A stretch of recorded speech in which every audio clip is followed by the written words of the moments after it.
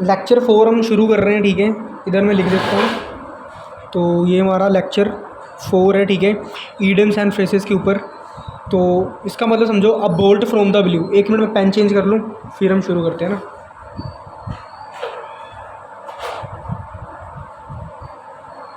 चलो आज अपने पास काला पेन आ गया है, ब्लैक पेन से करते हैं। तो एक सेकंड फ्लैश ऑन कर दूँ। हाँ, अब बोल्ट फ्रॉम द ब्लू लिखा है। अब बोल्ट फ्रॉम द ब्लू का मतलब क्या होता है ये समझते हैं, ठीक है। अब बोल्ट फ्रॉम द ब्लू का मतलब ये है अनप्लीजेंट। देखो एक आपको बात बताता हूँ कि जितने भी मैं ये करा रहा हूँ, ठीक है, लेक्चर 1 लेक्चर 2 जितने भी बन रहे हैं, ज़्यादा बड़े बड़े लेक्चर बना नहीं रहा, ठीक है। 5 से 7 मिनट के लेक्चर बना रहा हूँ मैं सिर्फ, बस, ठीक है, ताकि आप लोग के जल्दी जल्दी कवर हो सके, ठीक है, क्योंकि मुझे टाइम बर्बाद करना पसंद नहीं है। तो शुरू करते हैं, ठीक है। और आपको बता दूँ, लेक्चर 1 लेक्चर 2 लेक्चर 3 ये मैं कवर करा चुका हूँ। और इसमें most important idioms and phrases मैंने करवाए हैं, ठीक है, जो कि एसएससी, एमटीएस, सीएचएसएल, सीजीएल और रेलवे, बोले तो आरआरबी, ठीक है, और DSSS और आरपीएफ। अब सोच रहे हो इतने सारे एग्ज़ाम्स में ये पूछे गए हैं और आपको यही मैं करवा रहा हूँ, ठीक है। सीएचएसएल में तो भर भर के आए हैं, समझ रहे हो। Combined higher secondary level examination जो कि एसएससी कंडक्ट कराती है, और सबसे ट्रेंडिंग एग्ज़ाम चलता है ये, सबसे ट्रेंडिंग में है, सबसे ट्रेंड में है। हर कोई चाहता है मेरी इनकम टैक्स सीबीआई में जॉब लगे, ठीक है। तो भर भर के सीएचएसएल में तो पूछे गए हैं, भर भर के, समझ रहे हो। और आपको बता दूं कि जो भी आपको मैं इडियम करा रहा हूँ ये रिपीटेड है, कम से कम 3 से 4 बार, 3 to 4 टाइम रिपीटेड है।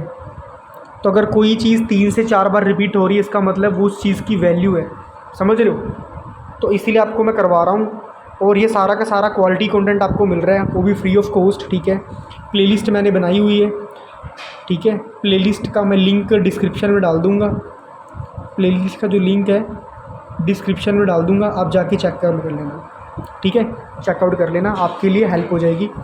अब बोल्ट फ्रॉम द ब्लू का मतलब होता है अनप्लीजेंट, मतलब कुछ जो खुशी ना दे, ठीक है। Suddenly that something that happen suddenly, कुछ अचानक से हो जाना, मगर क्या हो जाना, कुछ गंदा हो जाना, ठीक है, कुछ बेकार सा हो जाना, अच्छा ना होना। मतलब फॉर एग्जांपल कोई चल रहा है, अचानक से गिर गया, उसकी चोट लग गई, तो क्या हो गया, अब बोल्ट फ्रॉम द ब्लू, समझ रहे हो। समथिंग दैट हैपन सडनली, ठीक है, अनप्लीजेंट है। प्लीजेंट मतलब होता है खुशी वाला चीज़, मगर ये दुखी वाली चीज़ है, ठीक है। अब देखो second, gate one's ducks in a row. Gate one's ducks in a रो का मतलब पहले समझो क्या है। अब सभी जो वो हैं बतख, डक्स मतलब क्या होता है, बतख, बतख देखी है ना, क्वैक क्वैक करती जो सी, क्वैक क्वैक क्वैक, वो होती है बतख। Gate one's ducks in a रो का मतलब क्या है, हैव एवरीथिंग प्रॉपरली ऑर्गेनाइज्ड, कोई चीज़ प्रॉपरली तरीके से ऑर्गेनाइज्ड है। अब फॉर एग्जांपल बताता हूँ, जो कृष्ण भगवान थे, जो कृष्णा जी थे, उन्होंने महाभारत का युद्ध रचा था, ठीक है। तो उसका चक्रव्यूह ऐसा था, जो महाभारत का युद्ध हुआ था, महाभारत का युद्ध कहाँ हुआ था बताओ, कमेंट में बताओ, महाभारत का युद्ध कहाँ हुआ था, पता है किसी को। तो महाभारत का युद्ध हुआ था हरियाणा में। ये जनरल नॉलेज का क्वेश्चन है, ये करंट अफेयर का आता है, ठीक है। हरियाणा में कहाँ हुआ था, हरियाणा में हुआ था कुरुक्षेत्र में, कुरुक्षेत्र में हुआ था, ठीक है। खैर जीके की जो सी क्लास होगी वो मैं जीके अभी वीडियो बनाऊंगा जीके वाली, उसमें आपको करवा दूंगा कवर, ठीक है। तो हुआ क्या था, श्री कृष्ण जी ने युद्ध का जो सा चक्रव्यूह था वो प्रॉपरली ऑर्गेनाइज्ड करा हुआ था, कि अर्जुन तुम यहाँ पे रहोगे, कर्ण मतलब अर्जुन तुम यहाँ पे रहोगे, भीम यहाँ पे रहोगे, उसके बाद जो भी आगे वाले बंदे थे, सेना तुम यहाँ पे रहोगी, मतलब ऐसा कुछ ना डिज़ाइन करा हुआ था। तो कहने का मतलब क्या है, वो चीज़ क्या थी, gate one's ducks in a रो। सभी जो लोग थे वो gate one's ducks in a रो को फॉलो कर रहे थे, मतलब हैव एवरीथिंग प्रॉपरली ऑर्गेनाइज्ड, सब कुछ पहले से ही निश्चित था। कृष्ण तो स्वयं भगवान जी थे ना, वो तो कृष्ण जी तो स्वयं भगवान जी थे, मगर उन्होंने भी प्रॉपरली ऑर्गेनाइज्ड करा हुआ था, समझ रहे हो, प्लानिंग करी हुई थी। तो उसे बोलेंगे get one's ducks in a row. For example कोई बंदा है जो आपके पास इंटेलिजेंट है, ठीक है, आपकी क्लास में या आपका दोस्त, वो टाइम टेबल सब कुछ कर रहा है, तो मतलब वो क्या कर रहा है, वो हैव एवरीथिंग प्रॉपरली ऑर्गेनाइज्ड, सब कुछ पहले से ही ऑर्गेनाइज करके रखा हुआ है उसने, जस्ट फॉलो कर रहा है। अब देखो जो सा ये है ना, ये child's play, piece of cake, cake walk, 7 times repeated है, ये 7 टाइम्स रिपीटेड है, ठीक है। एसएससी एमटीएस 2021 में आया हुआ है, एसएससी सीएचएसएल 2022 में आया हुआ है, ठीक है, और बाकी में भी आया हुआ है, ठीक है। अब childs play, piece of cake, cake walk, इन सभी का मतलब होता है वेरी इजी टास्क। क्या होता है? Very easy task. यहाँ पे लिख देता हूँ, इन सभी का मतलब होता है वेरी इजी टास्क, बहुत आसान काम। कहते हैं ना ये तो चाइल्ड्स प्ले, तो बच्चों का खेल है, ये तो मैं यूँ कर दूंगा, ये तो बच्चों का केक है, सॉरी बच्चों का खेल है, नोट केक, ये तो बच्चों का खेल है, मैं तो यूँ कर दूंगा, ये तो बहुत आसान है। अब पीस ऑफ केक, अब सपोज़ करो आपका बर्थडे है और आपको कोई पीस ऑफ केक खिला रहा है, आप क्या करो, गप करके खा जाओगे, है ना, गप करके खा जाओगे। क्या होती है उसमें, सिर्फ मलाई तो होती है, और क्या होती है? Cake walk. कोई आपको बोले भाई केक सामने पड़ा उसके ऊपर चल के दिखाओ, तो क्या बहुत टफ लगेगा? वो कौन से अंगारे हैं कि जो आपको पैर जला देंगे, आप तो चल जाओगे।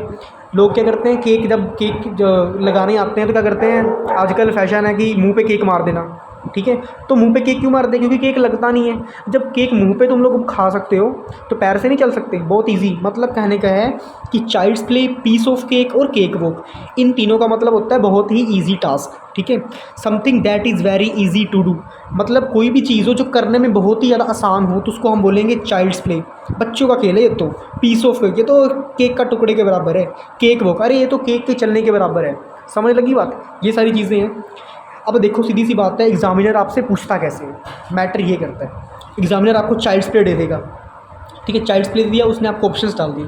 देखो मैं उसमें ऑप्शन नहीं लिख रहा, ऑप्शन लिखने में है ना थोड़ा सा मेरा भी टाइम जाता, इसलिए मैंने आपको डायरेक्ट करा रहा हूँ, ठीक है। और बता रहा हूँ कि जो आपको करा रहा हूँ ना, अच्छे से सिर्फ आप वीडियो देख लोगे ना, आपको अच्छे से याद हो जाएगा। Child's play, piece of cake, cake walk, तीनों का मतलब एक ही है, वेरी इजी टास्क। दिमाग में धर लो, दिमाग में नोट कर लो, very easy task. Childs play, very easy task. Piece of cake, very easy task. Cake walk, very easy task. बात ख़त्म, ठीक है। इसका मतलब हो गया something that is very easy to do. कोई भी चीज़ करने में बहुत आसान है, उसको हम बोलेंगे child's play, piece of cake, cake of walk, ठीक है, sorry cake walk. Child's play, piece of cake, cake walk, बात ख़त्म। अब देखो सी चेंज का मतलब क्या होता है? सी का मतलब होता है समुद्र। क्या होता है? समुद्र, मतलब ओशन, OCEAN, ओशन, ठीक है। ओशन बोल दो चाहे सी बोल दो, बात एक ही होती है, ठीक है। सी चेंज, अब समुद्र छोटा तो होता नहीं है, बहुत बड़ा समुद्र होता है ना। समुद्र का मतलब पहले समझो होता क्या है। इधर थोड़ा सा मैंने टेढ़ा कर दिया। समुद्र का मतलब क्या होता है पहले समझो, जिसका हमें स्टार्टिंग पॉइंट पता होता है और एंडिंग पॉइंट पता ही होता है, भाई कहाँ खा जाके ख़त्म हो रहा है, एंडिंग पॉइंट हमें पता ही नहीं है, वो होता है समुद्र। समुद्र को भी देखें स्टार्टिंग और एंड होते हुए, नहीं देख पाओगे। और सी चेंज का मतलब होता है कंप्लीट ट्रांसफॉर्मेशन, बिल्कुल ही बदल जाना, उसे बोलेंगे सी चेंज। क्या बोलेंगे? Complete transformation.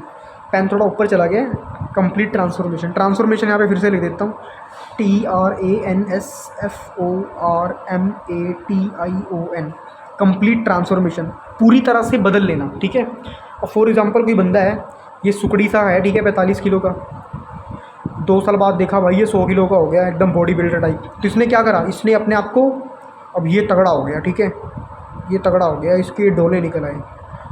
ये ड्राइंग थोड़ी मेरी गंदी है भाई, ठीक है।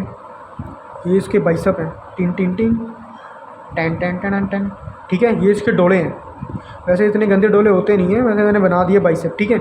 अब ये 100 किलो का हो गया। अब इसने क्या करा, अपने आप को बिल्कुल ही बदल लिया, ठीक है, बिल्कुल ही बदल लिया।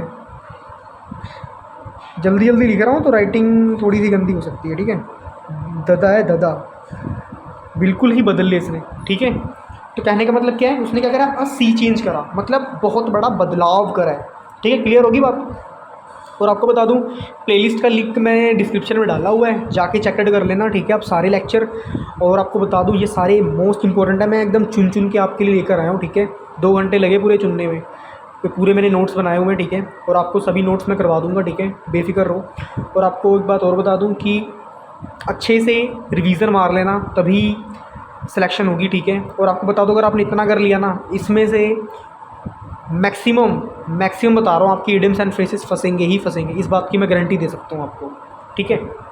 चाहे आप SSC MTS कर रहे हो, चाहे CHSL कर रहे हो, चाहे CGL, रेलवे, DSSS, BRPF, कुछ भी कर रहे हो, इसमें से आएगा ही आएगा, इतना मैं गारंटी देके बोल सकता हूँ, ठीक है।